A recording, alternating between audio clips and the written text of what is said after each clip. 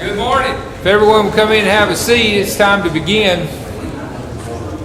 Good to see everyone here this morning. I'm not sure if Michael's class is going to come in. No. It's going to meet. Okay, Michael's class is going to meet. We've got Michael Stock is here from the Philippines to do our Bible class and give us an update on the mission work. We've been supporting Michael for many years, and he comes into the States every, I guess is it once a year or? Try to come once a year, so we're glad to hear him and hear all the updates. If they have purchased the land to start building the building, which we helped with that with one of our fifth Sundays back some time ago. So we're excited to that. So I'll turn it over to Michael.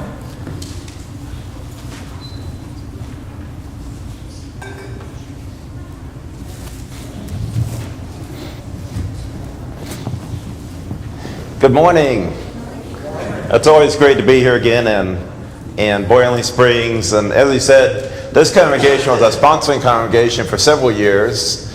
And after they became a sponsoring congregation, they still continue to support our work. So you guys have had a long effort from almost the beginning of our work in the Philippines. We've been there for 10 years, and I think Boiling Springs has been involved in it for at least 7, maybe 8 years now. So from almost the beginning of the work. And we just really appreciate everything you guys have done.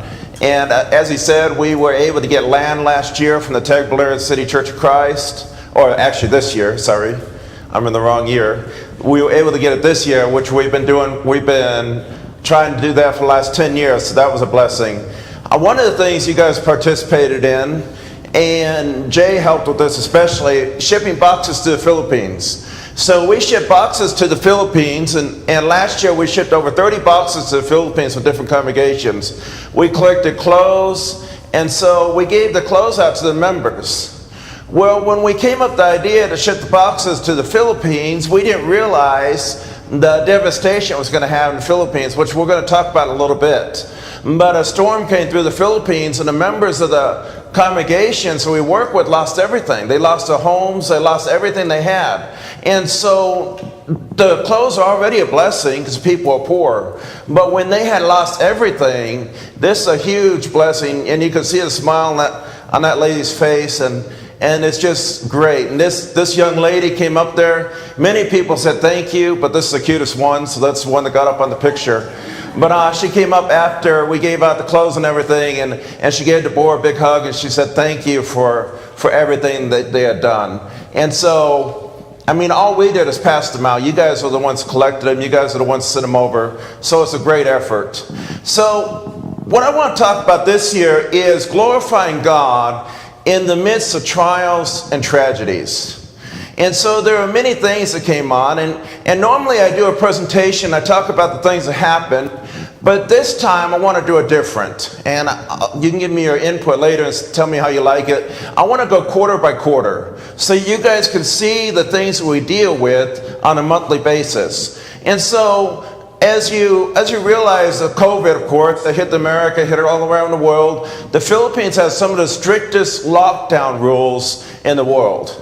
In fact, the World Health Organization got after the Philippines because they said the rules were too sporadic. I mean, they would change on a daily basis. Even the Filipinos didn't know what was going on. We would start traveling, and by the time we get to the end of our trip, the rules had already changed from where we had already started. And so it was very confusing. It was very hard. And so it was hard for the people. There was no face-to-face school. There was unemployment. The businesses were closed. There was no travel. Philippines is a tourist area, but the Hall area where we work at is primarily tourists. It's one of the top tourist areas in the Philippines and actually around the world, around Asia. And so it really hurt a lot of the members. So going into the first quarter, this young man you see there, Sumi Hankin, he had been working with me for almost 8 years ago. He started working with me. He had been with me since the beginning. He helped me plant all the congregations there in Bohol, and he had traveled around the Philippines with me. A few years ago, he got married. He left the island after he got married, but then this year he came back to work with us again. And this guy has a very unique past, but he has an interesting story, but he has a great compassion and desire to serve the Lord. And so at the same time he came back, we were also lessening the COVID restrictions, so we were able to start our mentoring and preacher training class. And when I say preacher training class, we're not doing a preaching school, we're not doing a university, we're not going out and trying to train people to become full-time preachers. We're trying to train them so that they can work within the church. So in the future, all the young men within the congregation, our goal is that every young man within the congregation will be able to stand behind the podium and give Bible studies and preach, at least basic sermons. And so that is going great. As you can see, as we go through some of these pictures, there are girls in there. The girls do not get up and preach, but we still teach them homiletics, we still teach them hermeneutics, we still teach them how to study and present the Bible, because they're going to be doing women's classes and they're going to be doing children's classes. And sometime, right now we don't have room because we don't have a building, but as we get the building, we're actually going to start doing time where the women can actually present lessons to the preachers who are doing class. Not the whole congregation, not the men, not the young men, but to the preachers, so that we can critique them, help them as they continue to grow. And so in this picture right here, the first quarter we had 16 souls added to Christ during baptism. And so things continue to go on. We continue to grow during the COVID when all the denominations shut the doors. The Church of Christ remained open. And so we had a lot of denominational world coming to us. Because of that, we had a huge growth spurt. And almost every congregation we work with throughout the 8 congregations have grown. And many of them have almost doubled in size. And this is one of the congregations. This is another project that Jay helped us with here at this congregation. This is Isabel Church of Christ. It was started during Yolanda, 2013. This congregation had to expand because of the fact they were outgrowing the building. In fact, we just had to do more work last month because we had to continue to help that congregation as they continue to grow. So as typhoon season started, in the Philippines we get an average of 28 typhoons a year. And out of those 28 typhoons, 6 of them caused major to massive damage within the Philippines. And so that wasn't unusual. That's the same this year and last year as it was normally. But the difference was the typhoons hit in the areas where we work at. And so almost all the devastation, all the destruction were in the areas where we work at. So we had to deal with that firsthand. So early on in typhoon season, it began with massive flooding. And so you can see here that the roads are being washed out, the towns are underwater, and this is the areas where our brethren are affected. And so before the storm started, we were able to actually go out and help them by giving out relief. So we gave them out relief before we knew that typhoon was coming. We had plenty of warning. We were able to give out a little bit of food and relief before the storm even hit. So here's an example of the brethren being helped. This picture right here, this is a small feeding and Bible program that we did. And we did this in Javier. One of the things we try to concentrate on a lot, there's a lot of children in the Philippines. And one of the best ways to reach the parents is through the children.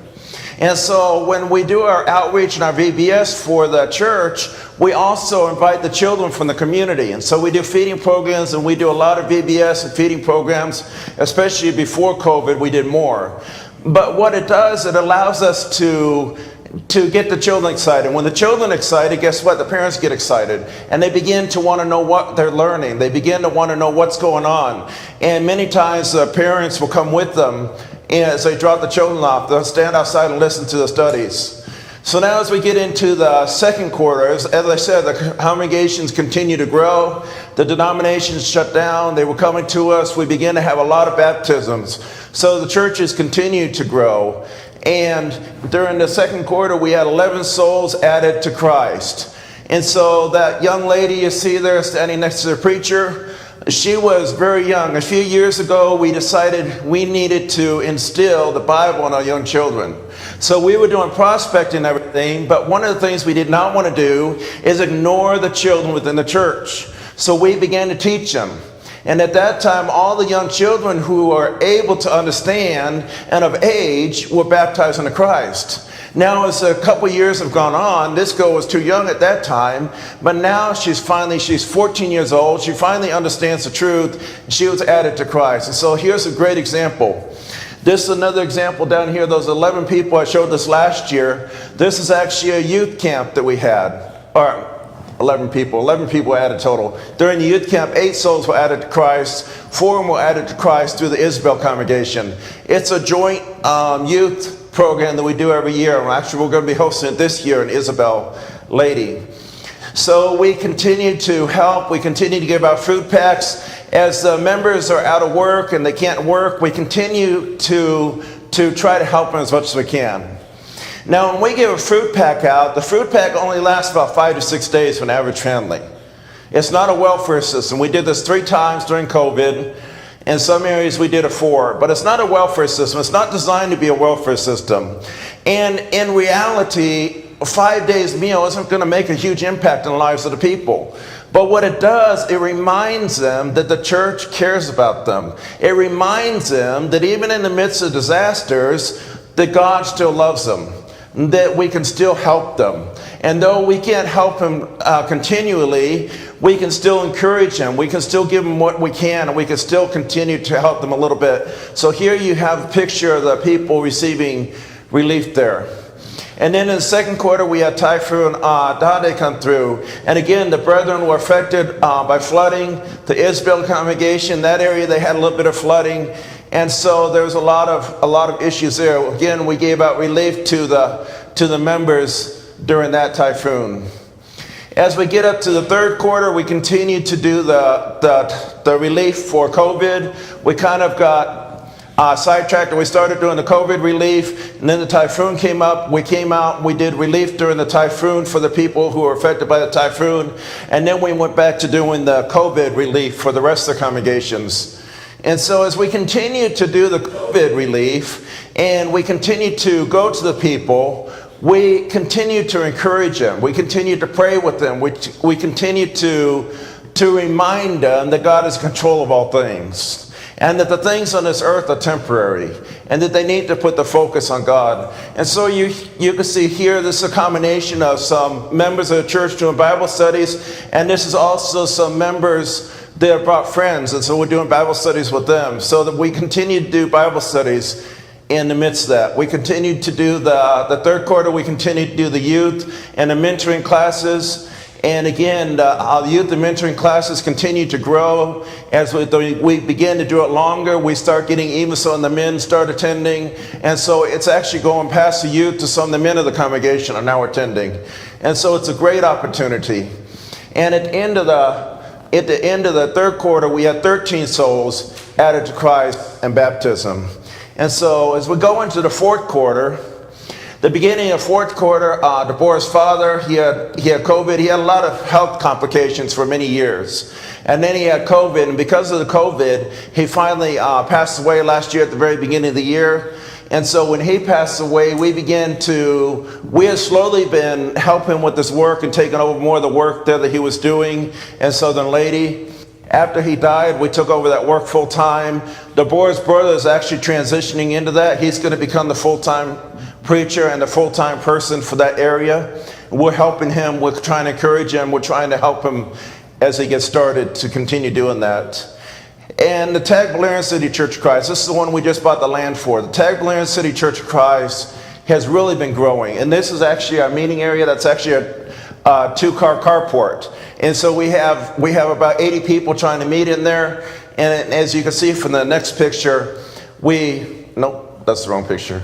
The picture on the left, you can see we're out in the driveway there. On a bright sunny day, that's okay. Although it's 100 degrees outside, but it's not raining at least. But on a day when it's raining and we have storms and stuff, we have to meet underneath the carport. So it's very, very crowded, and it's very challenging.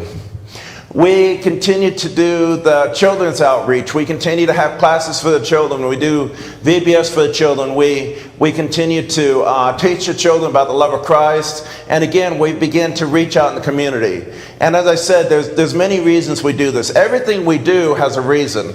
The reason we feed children isn't so we can give them food. It's so that we can open the door for evangelism. The reason we do relief is to open the door for evangelism. So everything that we do is simply a tool to reach those who are lost or to encourage your brethren. Because everything we do in our life, what are the two things we're commanded to do? Seek and save the lost, and glorify those or edify those who are already saved. And so everything we need to do falls in one of those categories. We're either seeking and saving the lost, or we're trying to encourage the members. And so that's what we're doing. In some cases, they go together, and we can do both at the same time. So we continue to do that. We continue to do a school supply program. We've been doing that since before we went to the Philippines. And I know this congregation has helped with this several times. We give out the school supplies for a child for an entire year. This year, since they didn't have face-to-face schools, things have changed a little bit. Instead of backpacks, they get those little plastic holders. And so what they do, the parents will go to school, they'll pick up the modules, they'll bring them home, they'll do the modules online, or they'll do them at the house, and then they take them back. And so here is an example of the school supplies we begin to do. And of course, in the midst of everything, we continue to do evangelism. We continue to encourage the members. We continue to go out and try to seek those who are lost. We have more prospects in some of the areas than we even have manpower to handle them. And so we're working full time trying to do this. And at the end of the fourth quarter, we have 15 souls added to Christ. And things were going great. But then in December, after we got back to the Philippines in December, we had, and let's see if this thing will play. We had Typhoon Ria come through. It was Typhoon Odette in the Philippines. Typhoon Ria was the international name. And they classified it as a monster typhoon. It was a Category 5 typhoon. And Yolanda, I know you guys remember the stories of Yolanda in 2013. Yolanda was the worst storm ever to make landfall in world history, anywhere in the world. This storm had maximum sustainable winds of over 180 miles an hour and had wind gusts of over 240 miles an hour. The wind gusts actually exceeded Yolanda. And the amount of damage from this storm actually exceeded Yolanda. The reason it wasn't classified worse than Yolanda is because Yolanda had over 25,000 people killed. The government learned from that. They did forced evacuations. And so this is the areas where that's heavily populated. They forced those people to evacuate. And because of that, the death toll, I don't remember the last death toll, but it was right around 1,000 people, maybe 1,200. But it was very low compared to Yolanda. My numbers might be off. But I mean, it was very low compared to Yolanda. And so they learned for that time. But like I said, the devastation was massive.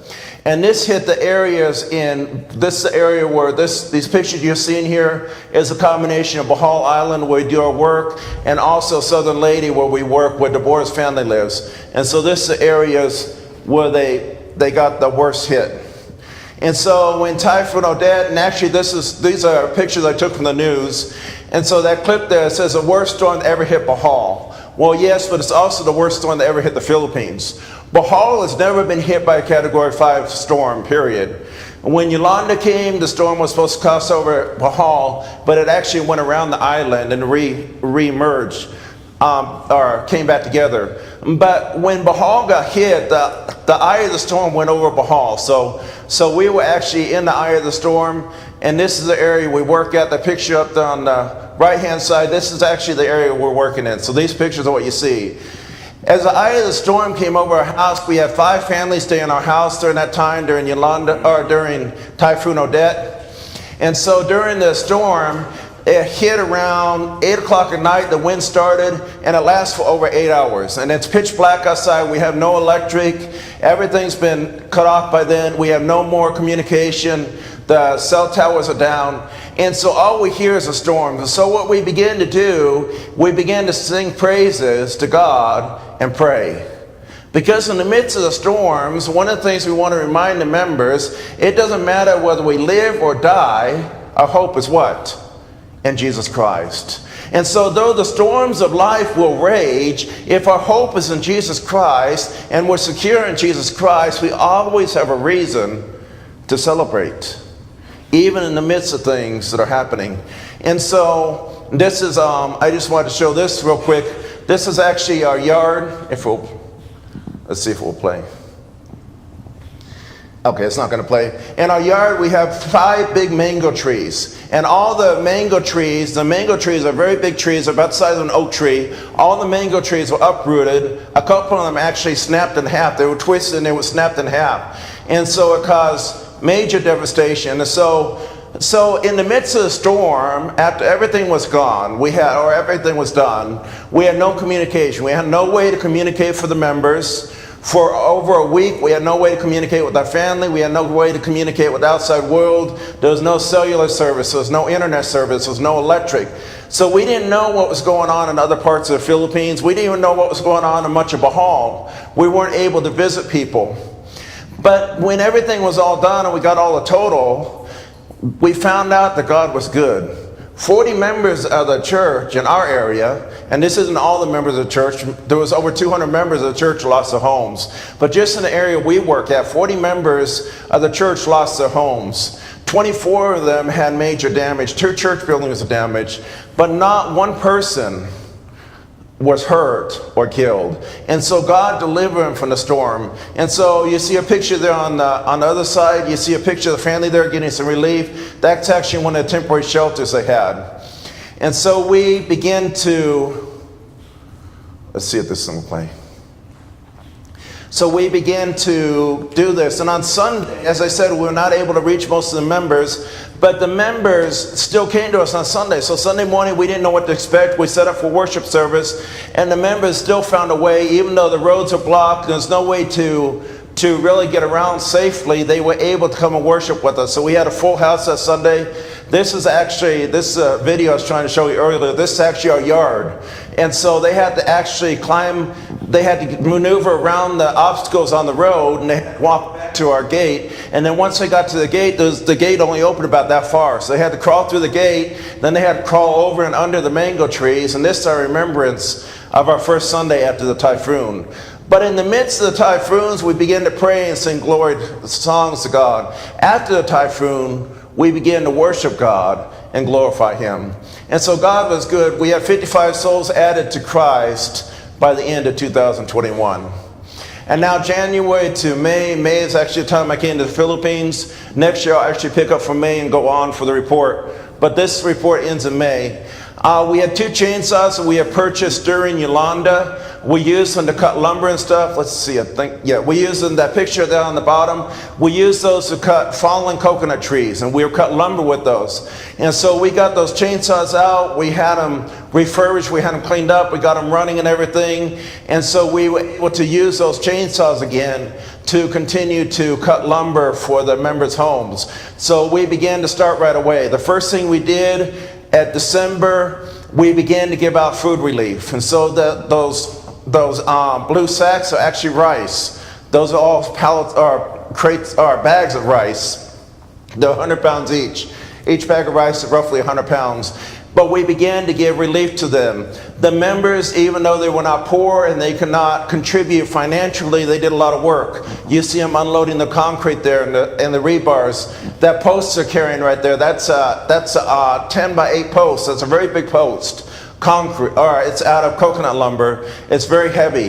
They would carry that back. Some areas as much as a mile, they would have to carry those things. And then they had to get them out of the area where they're already cut. But then to get them back to where they live, it was almost a mile. And so they're doing all this stuff. So then we have the Brethren's homes. Let's see if this will play. This is a picture of the Brethren's homes. As I said, the homes of the Brethren were destroyed. This is what they look like. When the storm came through, we went and visited around different areas around Southern Lady and Bohol. And one of the things we noticed after the storm, there were foreigners that lived there on the island, on some of these areas, and they had $1 million homes. They were destroyed. And so if you build a home that's constructed with this kind of materials and it's destroyed, what chance do the people have that have light materials? And so they had no chance. So everything was destroyed. And so here we have the members who have lost everything. As I said, their clothes, everything they have is gone. And so we began to go and we began to do a survey. We began to find out what the needs of the people were. We began to assess whether they needed a new house or whether they needed just a temporary. Some of them just needed fixing up. And so these are also some of the shelters that they were living in during that time. And so we began to rebuild the homes. And so there you could get a picture of a temporary home, and we did 40 homes. This is not all the homes, this is only some of them. But this is an idea of what we get. We gave them a 16 by 16 home, And so if they lived in an area was flat, where they owned the land, we did partial concrete for the bottom so that it wouldn't flood, and then we'd do the rest out of plywood. If they lived in areas where it was swampy or where they didn't own the land, we had to put them up off the ground, and everything was built out of plywood. But we tried to build them strong enough that it could withstand at least a small hurricane. Probably not a Category 5 hurricane, but at least a normal hurricane that comes through there, they should be able to withstand it pretty well and only suffer maybe minor damage to the homes. And of course, 1 John 3:17 and 18, whoever has the world's goods and sees his brother needs and shuts up his heart from him, how does the love of God abide in him? My little children, let us not love in word or in tongue, but in deed and truth. And one of my ideas from the very beginning of the missions work is that when we're going to teach the gospel of Christ, we must live a life that also imitates the life of Christ. So as Christ was going out teaching, what was he also doing?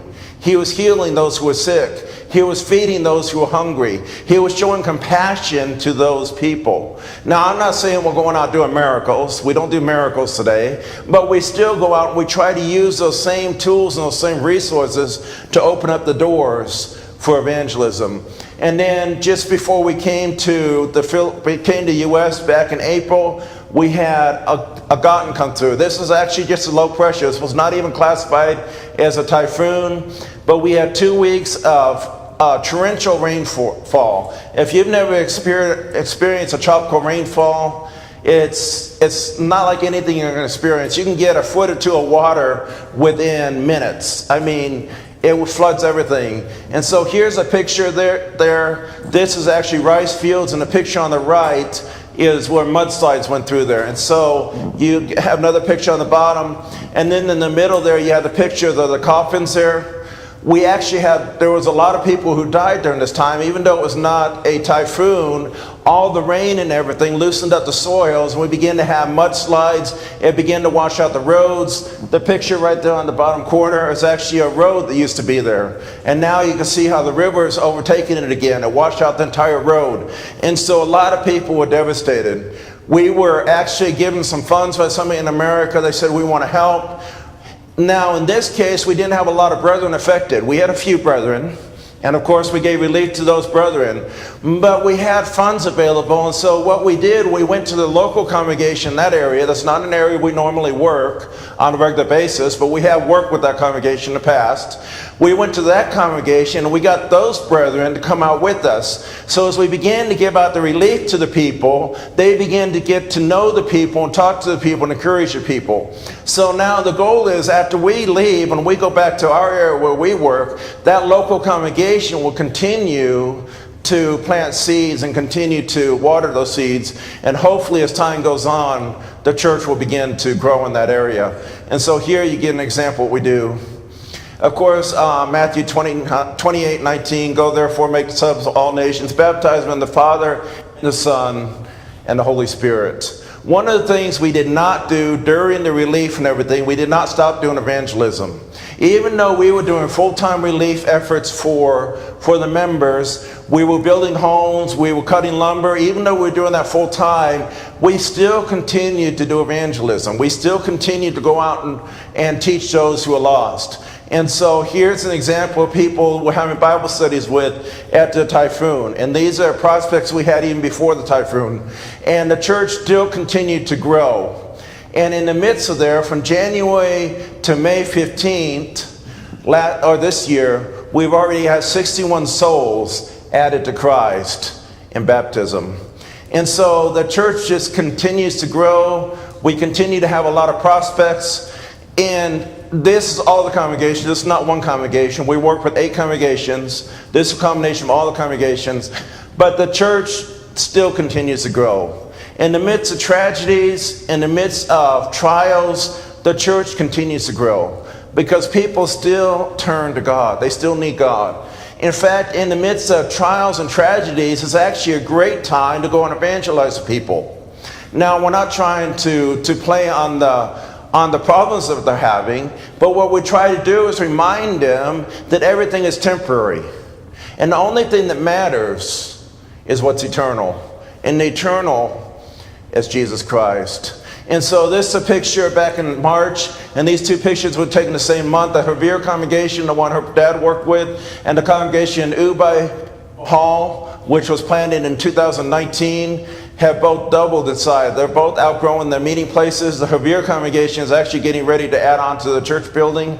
They don't have a place right now for the youth, so they're going to add a place for the youth to worship, or to not worship, to have classes, and then they're going to continue to add on to the building as they have funds to help the building grow so that they can have more members. Last year we had to buy over 100 chairs for churches because they were outgrowing, or because they're growing, we didn't have enough chairs. We actually bought all the chairs on the island that we could find, then we couldn't find more chairs. We tried to order them, we couldn't order them because they were backlogged because of COVID. So we actually need about another 100 to 150 more chairs. So I'm hoping by the time we get back they'll have more chairs. And so we ran out of psalm books, so we began to print psalm books for them.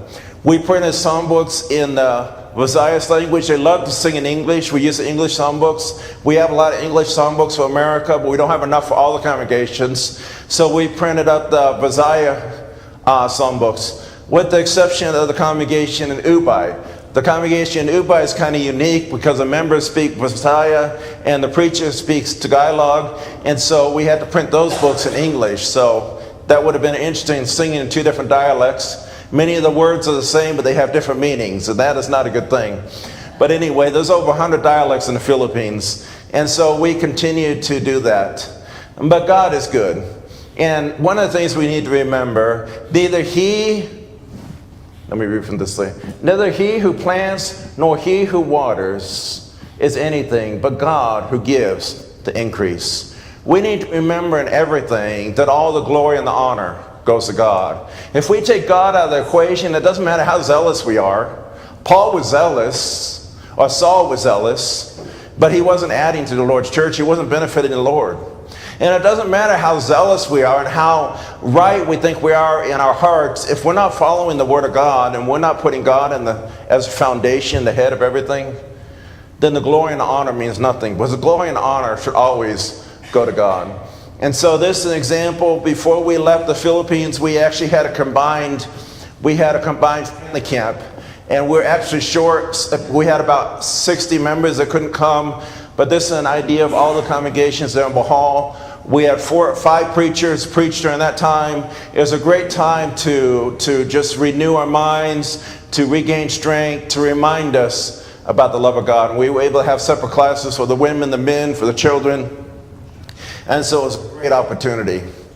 And of course, our biggest need before was actually land. We were able to buy land. As I said, we bought the land the day we were leaving the Philippines. We were able to close on the land.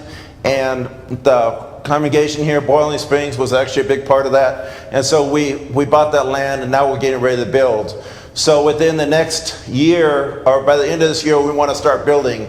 And so our goal is to build an auditorium about 50 by 40 roughly, the auditorium, and then have classrooms upstairs.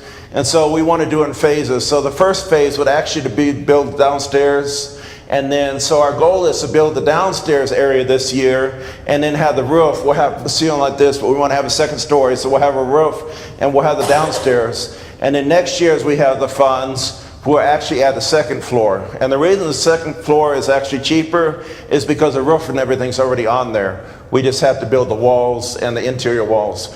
We want to do the finishing and the flooring, and then we want to build a small medical clinic for Deborah so she can do free medical work for the members of the church and some of the prospects. So how can you help the work? You can continue to pray for the work. You can continue to encourage your work. You can sign up for newsletters. And there's many ways to get involved. If you're ambitious, you can come visit the Philippines. I've been trying to talk Jay into coming over there, and so hopefully sometime we can bring a group here from Boiling Springs and you guys can come to the Philippines and visit the work there. But of course, in everything, we just appreciate so much everything that Boiling Springs has done for us over the years. You guys took us on during a very hard time.